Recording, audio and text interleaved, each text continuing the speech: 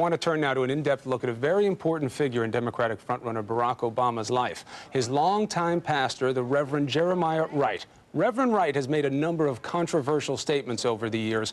Now that Obama is a national figure, the question is, could the Reverend become a liability? Chief Investigative Correspondent Brian Ross is here with more on this. Good morning, Brian. Good morning, Chris, Diane. Senator Obama has been a member of the same church in Chicago for 20 years, where his pastor has been Reverend Jeremiah Wright, the man who performed the Obama's marriage ceremony, and the man Obama credits for the title of his book, The Audacity of Hope.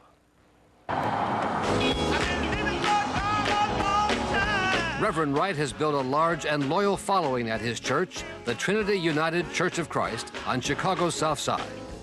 With a powerful voice and his strong words, Reverend Wright can be a mesmerizing presence. The angels in heaven were singing, God never fails.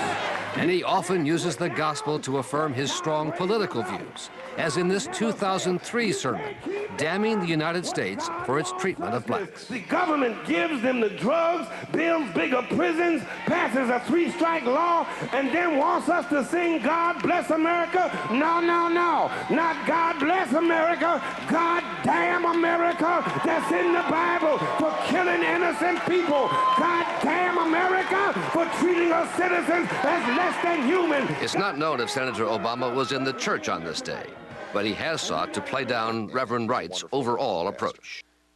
I don't think that my church is actually particularly controversial. During the campaign, the senator has defended what he calls Reverend Wright's social gospel. So he was one of the leaders in calling for divestment from South Africa and some other issues like that. And he thinks it's important for us to focus on what's happening in Africa. And I agree with him on that. But an ABC News review of more than a dozen sermons, which are offered for sale by the church, found Reverend Wright going far beyond issues of Africa. He refers to the U.S. as under the influence of the Ku Klux Klan. And they will not only attack you if you try to point out what's going on in white America, U.S. of KKKA. He regularly mocks black Republicans as sellouts. They live below the sea level. They live below the level of Clarence Colin and condemnesia. In his first sermon after September 11th, 2001, Reverend Wright said the U.S. had brought on the attacks with its own terrorism. We bombed Hiroshima, we bombed Nagasaki, and we nuked far more than the thousands in New York and the Pentagon, and we never batted an eye.